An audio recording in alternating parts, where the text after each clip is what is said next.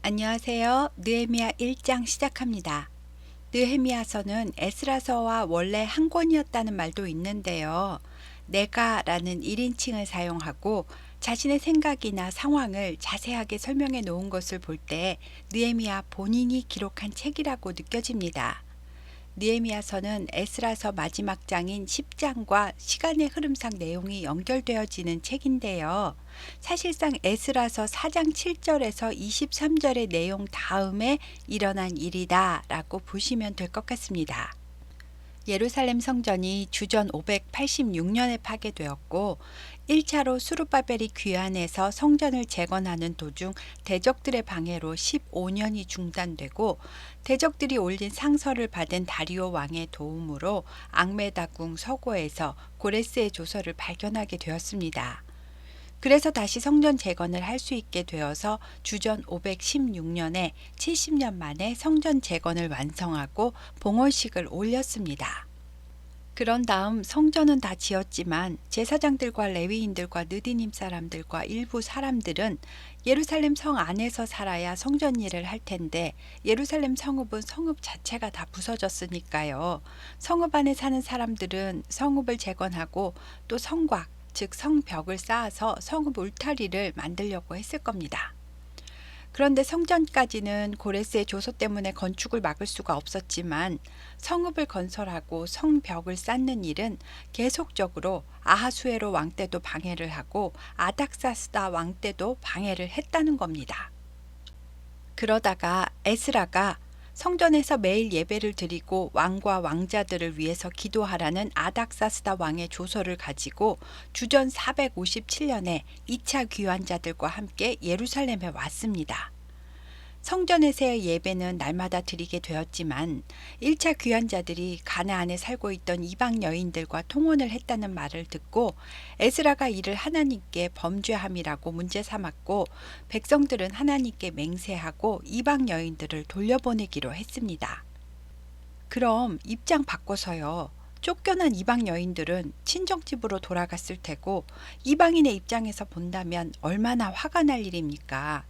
하나님을 섬기는 백성들이 자기들끼리만 예배하고 자기들끼리만 결혼해야 된다고 강제 이혼을 하고 부인을 쫓아보냈는데 애초부터 결혼을 하질 말던가 그러면서 예루살렘 성읍을 건축하고 성벽을 쌓고 한다면 얼마나 얄밉고 너나 나나 다 같은 페르시아의 속국의 백성이면서 너희들만의 성을 쌓겠다는 거냐 하고 우리가 그냥 그걸 보고만 있을 것 같으냐 하면서 성벽을 쌓지 못하게 방해를 했다는 겁니다. 그래서 이들이 아닥사스다 왕에게 상소를 올렸는데요. 에스라 4장 11절을 보시면 왕이여 왕이 보내신 유다 사람 즉 에스라와 그 일행들이 패역하고 악한 성읍을 건축하는데 이미 기초를 수축하고 성곽을 건축하고 있습니다. 만일 성읍이 건축되고 성곽이 완성되면 이들이 다시는 조공과 관세와 통행세를 안 낼 겁니다. 이 민족은 항상 반역을 하는 민족이니 이것은 막아야 합니다. 라는 상서를 보냈고 아닥사스다가 보니까 뭐? 가서 예배드리라고 보냈는데 성읍을 건축하고 성곽을 쌓는다고? 하면서 일단 공사는 중단시키고 내가 다시 다음 조서를 내릴 때까지 기다려라. 라는 조서를 내렸습니다. 그리고 이 조서가 예루살렘에 도착해서 낭독되자마자 기다렸다는 듯이 우르르 몰려가서 성벽을 분풀이 하듯이 막 부시고 성문을 불태우고 공사를 중단시켰습니다. 그리고 그 다음 이야기가 느헤미야 1장입니다.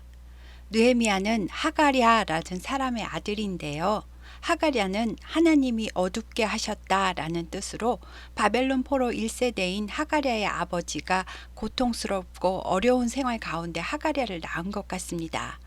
그리고 이 하가랴는 자기 아들의 이름을 느헤미야, 즉 하나님께서 위로하셨다라고 지었답니다. 그러니까 느헤미야는 바벨론 포로 3세대로 왕손도 아니고 제사장이나 레위 집안 사람도 아니고 그냥 평범한 평신도의 아들로 포로지에서 태어났는데 왕궁에서 술 맡은 관원으로 일하게 되었다는 겁니다. 아마도 아닥사스다 왕 때 에스더가 왕비가 되면서 에스더와 모르드게에 의해 에스라와 느헤미야가 또는 다른 유대인들이 왕궁에서도 일을 할 수 있도록 길을 열어주지 않았을까 생각되고요. 그 중에서도 느헤미야의 인품과 실력이 뛰어나고 철저하고 신뢰할 만한 사람이기 때문에 왕이 자기가 마시는 술을 점검하도록 맡겼던 것 같습니다. 때는 아닥사스다 제20년 기슬르월이었습니다. 기슬르월은 11월에서 12월 사이를 말하고요. 주전 445년입니다. 그리고 왕과 느헤미야는 페르시아의 겨울궁인 수상궁에 있었답니다. 에스라는 아닥사스다 7년에 귀환했으니까요. 에스라가 떠나고 12년에서 13년 정도 시간이 흘렀습니다. 느헤미야의 형제 하나니가 예루살렘에 다녀오면서 느헤미야에게 소식을 전해줬는데요. 지금 예루살렘 사람들이 능욕을 당하고 예루살렘 성이 허물어지고 성문들이 불탔다고 전해준 겁니다. 느헤미야가 왕 바로 옆에서 모시는 사람이니까 왕이 공사를 중단시키라는 조서를 보내는 걸 봤을 텐데 그냥 공사만 중단시킨 것이 아니라 대적들이 성문을 불태우고 성벽을 부시고 했다는 겁니다. 성전이 불탄 것이 아닙니다. 예루살렘 성벽이 무너지고 성 안으로 들어가는 문이 여러 개가 있는데 이 문들이 불탔다는 겁니다. 이 소식을 들은 예레미야는 앉아서 울고 수일 동안 슬퍼하며 하늘의 하나님 앞에서 금식하며 기도를 했다는데요. 하늘의 하나님, 크고 두려우신 우리 하나님, 우리 이스라엘 자손이 주님께 범죄한 죄들을 자복하오니 용서해 주옵소서. 하나님께서는 주께로 돌아와 주의 계명을 지켜 행하면 너희 쫓긴 자가 하늘 끝에 있을지라도 내가 거기서부터 그들을 모아 내 이름을 두려고 택한 곳에 돌아오게 하신다고 하시지 않았습니까? 그러니 종의 기도를 들어주시고 오늘 종이 형통하여 이 사람들 앞에서 은혜를 입게 하옵소서 라고 기도했답니다. 느헤미야는 성전에 가본 적도 없고 포로지에서 태어난 사람인데 그것도 평신도인데 어떻게 이렇게 율법에 대한 지식과 신앙을 가지고 하나님 앞에 금식 기도를 하며 그것도 민족의 죄를 자복하고 회개하며 중보하는 그런 믿음을 가질 수가 있었을까요? 그리고 오늘 종이 형통하여 이 사람들 앞에서 은혜를 입게 하옵소서라고 기도한 것은 느헤미야의 마음속에 하나님, 무너진 예루살렘 성벽을 어떻게 하면 재건할 수가 있을까요? 이것은 왕의 허락이 없으면 안 되는 일입니다. 그렇다면 지금 왕 앞에 가까이 나갈 수 있는 유대인은 저밖에 없습니다.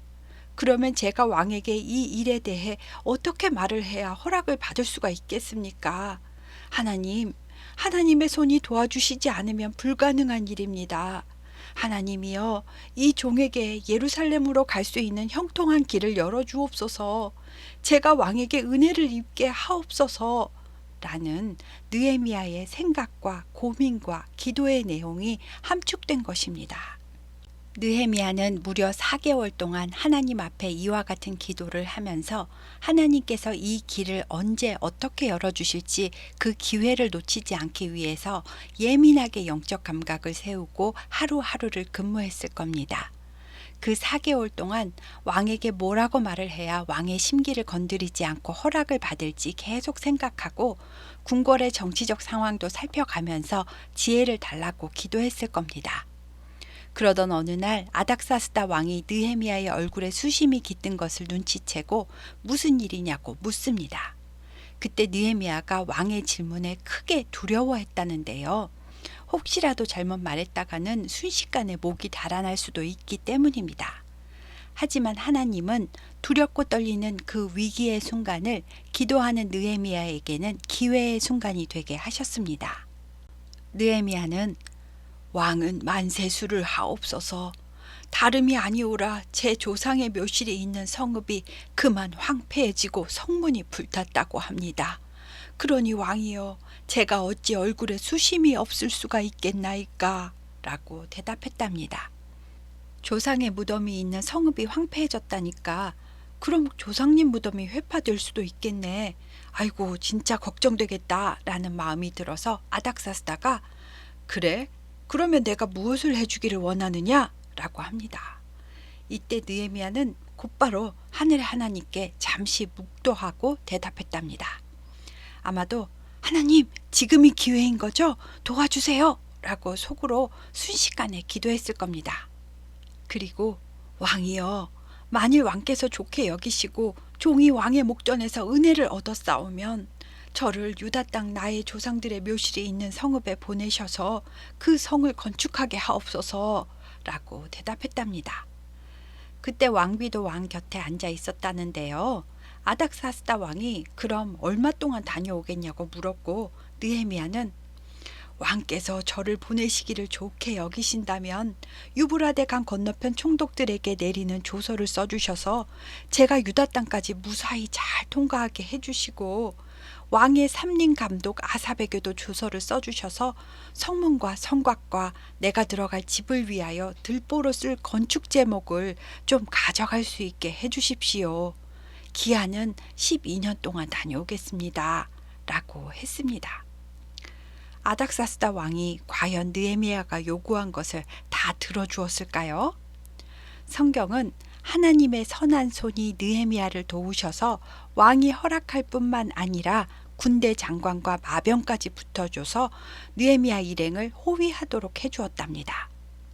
느헤미야 일행은 유브라데 강 서쪽에 있는 총독들에게 도착해서 왕의 조서를 전하였고, 호론 사람 산발락과 종이었던 암몬 사람 도비아는 이스라엘 자손을 흥왕하게 하려는 사람이 왔다 함을 듣고 심히 근심하였답니다. 드디어 느헤미야가 예루살렘에 도착했습니다. 이때는 주전 444년입니다. 느헤미야는 사흘 동안 조용히 있다가 자신이 그동안 기도하고 계획했던 일, 즉 하나님께서 예루살렘을 위해 무엇을 할지 자기 마음에 주신 것을 아무에게도 말을 하지 않고 밤에 조용히 일어나서 길을 안내해 줄 몇몇 사람만 데리고 짐승을 타고 성곽, 즉 성벽 둘레를 보는 사람이 아무도 없을 때 한 바퀴 돌면서 회파된 성벽과 성문의 상태가 어떠한지 살펴보고 전체 문이 몇 개인지 어디서부터 어디까지가 많이 부서졌는지 일일이 다 짐승이 못 들어가는 길은 걸어 올라가서까지 체크를 한 후에 조용히 돌아왔답니다. 느헤미야는 자기가 밤사이에 무슨 일을 했는지 밖으로 소문이 나지 않도록 조용히 움직인 겁니다. 그리고 한동안 조용히 혼자서만 부서진 성벽과 성문을 어떠한 방법으로 동시에 재건할 것인가, 자재는 얼마나 필요할 것인가, 또 인력과 시간은 얼마나 필요할 것인가를 놓고 계획을 세웠던 것 같습니다. 아마도 공사 기간 동안 먹을 식량까지도 계산을 했을 겁니다. 그리고 사람들의 마음을 어떻게 하나로 모으고 어떻게 설득할 것인가를 생각하고 기도했을 겁니다. 사람이 계획을 한다고 그대로 이루어지는 것은 아닙니다.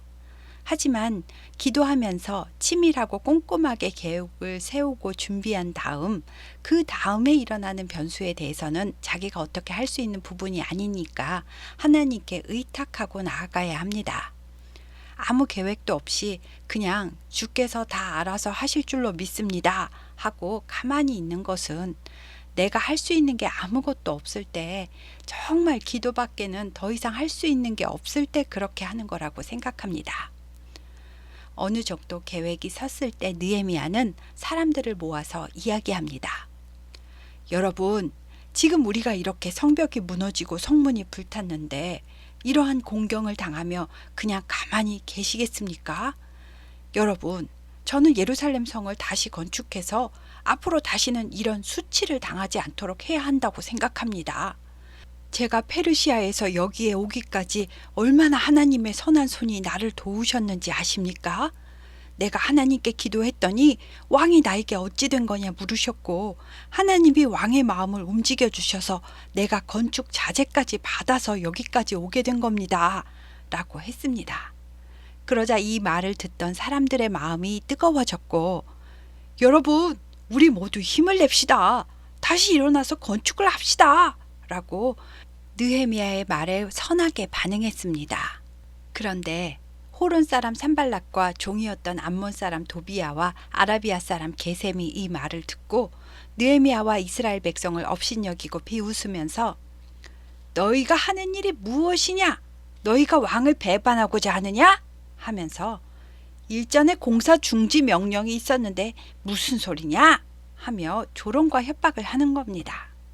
느헤미야는 하늘의 하나님이 우리를 형통하게 하실 것이고 우리는 하나님의 종들이니 하나님께서 건축을 이루어 주실 것이다. 그러나 너희는 예루살렘에서 이 일에 대해 아무 기업이 없고 권리도 없고 역사적인 명분도 없다. 라고 담대하고 당당하게 대답했습니다. 그리고 느헤미야는 건축에 참여하고 동원할 수 있는 인원이 몇 명인지 다 체크를 했고요. 어느 성벽에서는 몇 명이 투입될지, 자재는 얼마나 필요한지 일일이 다 계산을 해서 제사장이든지 방백이든지 상관없이 아들이 없는 집은 딸들까지 동원을 하고 금 세공업자까지 장사 안 된 상인들까지 전부 투입을 해서 구역을 분배해서 맡겼습니다. 그래서 느헤미야 3장은 성벽 중수에 대한 내용이 자세히 나와 있는데요. 그 다음은 누가 어디를 어떻게 중수했다 하면서 그 다음은 이라는 말이 30번 가까이 나옵니다. 그만큼 치밀하게 계획을 했고 성벽을 뺑 둘러서 구역을 나누어서 책임을 주고 맡긴 다음 동시에 건축을 시작했거나 체계적으로 업무를 분담하여 건축을 했다는 말입니다. 동시에 건축을 시작하지 않았더라도 1번이 끝나면 2번이 바로 대기하고 있고 그 다음 3번이 자재를 준비하고 대기하고 이런 식으로 착착 일이 막힘없이 진행되도록 계획을 했다는 겁니다. 4장 6절을 보면 건축하여 전부가 연결되어 높이가 절반에 이르렀다 하는 걸 보면 동시에 시작을 해서 다 연결시킨 다음 차곡차곡 높이를 쌓아 올린 것 같습니다. 제일 먼저 중수한 것은 대제사장 엘리야십과 그의 형제 제사장들이 성전으로 예배용 제물이 들어가는 양문을 건축을 해서 성별하고 문짝을 달고 또 성벽을 건축하여 한메아 망대에서부터 하나넬 망대까지 성별한 것입니다. 성전을 중심으로 시작을 해서 거룩히 구별을 하고 공사를 시작한 것입니다.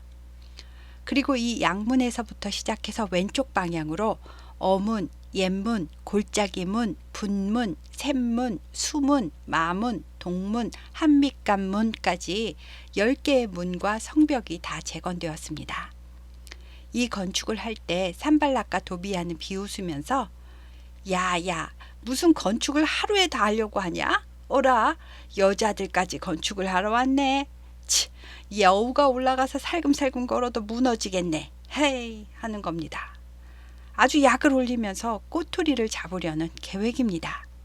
그러나 느헤미야는 동요하지 않고 오직 영적으로 대응하며 하나님께 기도합니다.